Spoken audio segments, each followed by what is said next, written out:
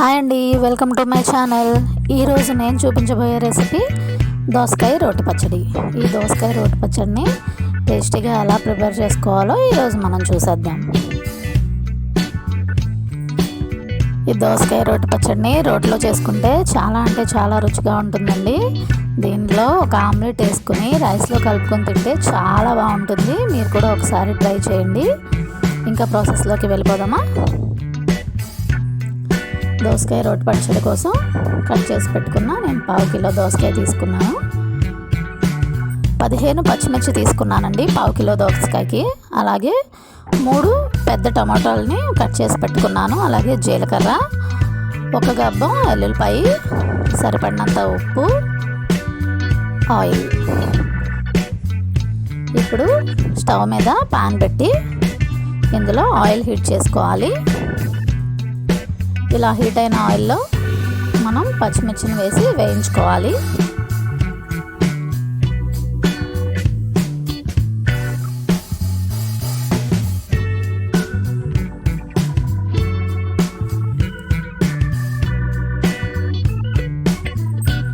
చూడండి, ఈ వీడియోలో చూపిస్తున్న విధంగా ఇలా వేగిన తర్వాత ఈ పచ్చిమిర్చిని తీసి పక్కన పెట్టేసుకోండి. ఇందులోనే మనం కట్ చేసి పెట్టుకున్న టమాటోలను తీసుకుని వేయించుకోవాలి. టమాటోల్లో వాటర్ అంతా పోయే వరకు పూర్తిగా వేయించుకోవాలి.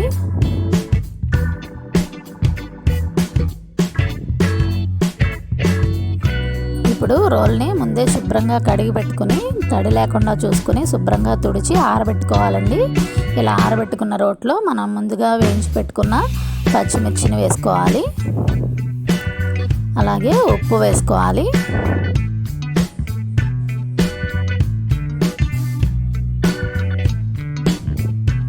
మనం జీలకర్ర తీసుకున్నాం కూడా, దాన్ని కూడా వేసుకుని మెత్తగా దంచుకోవాలి.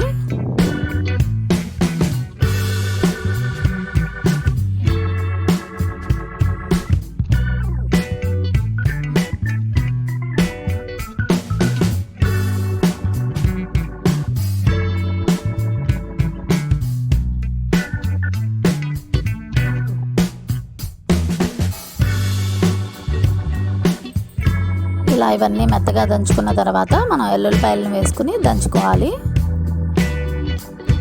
ఎల్లుల్లిపాయలు, పచ్చిమిర్చి, జీలకర్ర, ఉప్పు ఇవన్నీ మెత్తగా దంచుకోవాలి. ఇలా దంచుకున్న తర్వాత మనం ఉడికించి పక్కన పెట్టుకున్న టమోటాలని ఇందులో వేసి దంచుకోవాలి.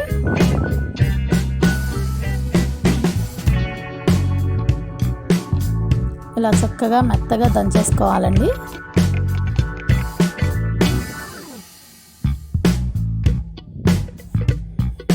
ఇలా ఒకసారి దంచుకున్న తర్వాత ఇందులో మనం సగం దోసకాయ ముక్కల్ని ఇందులో వేసి దంచుకోవాలి.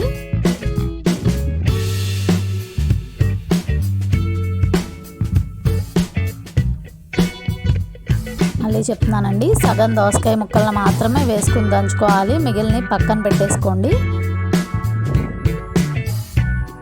ఇలా కచ్చాపచ్చాగా దంచుకోవాలి. ఇలా దంచుకున్న దాంట్లో మనం తీసి పక్కన పెట్టుకున్న ఆ మిశ్రమాన్ని కూడా వేసుకుని దంచేసుకోవాలి.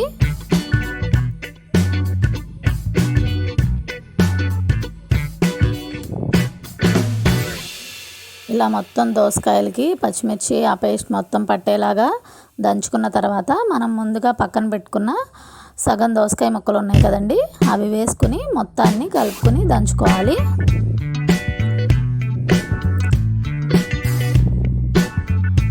ఇలా దోసకాయ పచ్చడి దంచేసుకుని పెట్టుకున్న తర్వాత దీని తాలింపు కోసం స్టవ్ మీద ఒక కడాయి పెట్టుకోండి. ఆయిల్ హీట్ అయ్యాక ఇందులో 4 ఎండుమిర్చి, పోపు దినుసులు వేసుకుని వేయించుకోవాలి.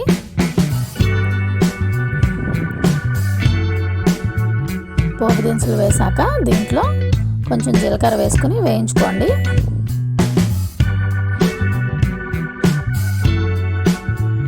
అలాగే శుభ్రంగా కడిగి పెట్టుకుని కరివేపాకు వేసుకుని వేయించుకోవాలి.